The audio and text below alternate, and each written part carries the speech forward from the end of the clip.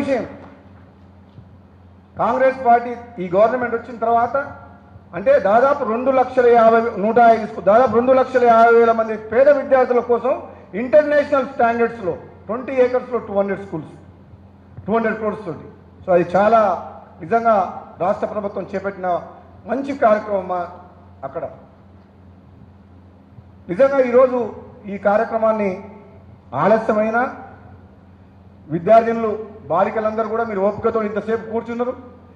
వేదిక నుంచి పెద్దలందరికీ మీ అందరికీ మరొక్కరు కూడా ప్రతి ఒక్కరు కూడా పేరు పేరున హృదయపూర్వక అభినందనలు ధన్యవాదాలు తెలియజేస్తూ ఈ ప్రోగ్రాం సక్సెస్ చేసినందుకు వేణుగోపాల్ రెడ్డి గారికి కమిటీ సభ్యులకు కూడా మీ అందరికీ కూడా చెప్తూ ముఖ్యంగా ఈ వేణుగోపాల్ రెడ్డి చెప్పిన లాస్ట్ మాట చెప్తా. రాజగోపాల్ రెడ్డి ఏది మాట్లాడినా సెన్సేషన్ అయిపోతుంది ఈ మధ్యన తెలంగాణలో. రాజగోపాల్ రెడ్డి ఎక్కడికి పోయినా నా వెనకాల ఇంటెలిజెన్స్ ఉంది, ఎటు పోతుండు, ఎవరితో మాట్లాడుతుండు, ఏం చేయబోతుండని చెప్పి ఒక క్యూరియాసిటీతోటి ఎదురు చూస్తూ చాలామంది. కానీ నేను ఏమి చేయను, నేను సామాన్యం కామ్గానే ఉంటా, ఎక్కడికి పోను, ఏ నిర్ణయం తీసుకొని కాంగ్రెస్ పార్టీలోనే ఉంటా. అనవసరంగా నా మీద దుష్ప్రచారం రూమర్స్ వస్తున్నాయి మీడియాలల్లో, రాజీనామా చేస్తా అని, పార్టీ మారుతా అని, పార్టీ పెడతా అని చెప్పి రకరకాల ఊహాగాలు నడుస్తున్నాయి తెలంగాణలో. ఈరోజే వచ్చేటప్పుడే ఖండించిన.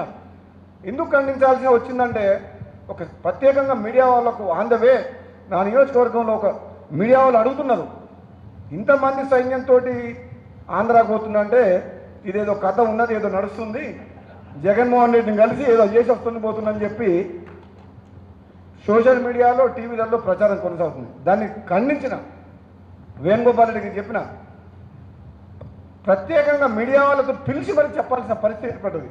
ఎందుకంటే నేను జగన్మోహన్ రెడ్డి గారు వేణుగోపాల్ రెడ్డి గారు ఒకటేసారి పార్లమెంట్ సభ్యులుగా 2009 నుంచి 14 వరకు పనిచేసినాం. జగన్మోహన్ రెడ్డి గారితో నాకున్న సాన్నిహిత్యం తెలంగాణ ప్రజలందరికీ తెలుసు. ముఖ్యంగా మేమంతా వైఎస్ రాజశేఖర రెడ్డి అభిమానులం, ఆయన శిష్యులు.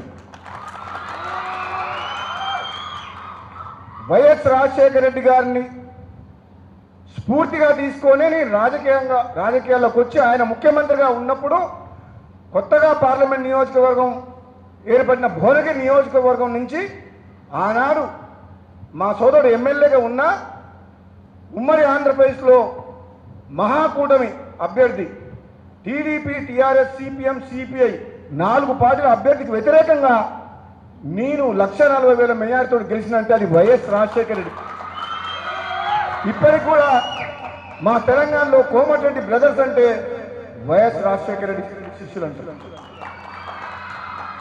మా గ్రామంలో నేను పుట్టిన బ్రాహ్మణ వెల్లంల గ్రామంలో నాగట్పల్లి మండలం నల్లగొండ జిల్లా బ్రాహ్మణ వెల్లంల గ్రామంలో రాజశేఖర రెడ్డి అకాల మరణంతో రాష్ట్ర ప్రజలు అందరం ఏడ్చినాం. ఒక కుటుంబ సభ్యుని కోల్పోయినని చెప్పి వైఎస్ రాజశేఖర రెడ్డి చనిపోతాయి. నాకు తెలిసి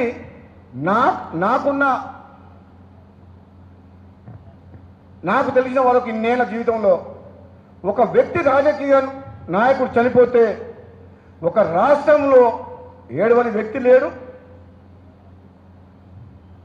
బాధపడేది కుటుంబం లేదు. ఒక కుటుంబ సభ్యుని కోల్పోయినట్టు రాజశేఖర రెడ్డి గారి మరణాన్ని అంతా కలత చెందిన అందరం.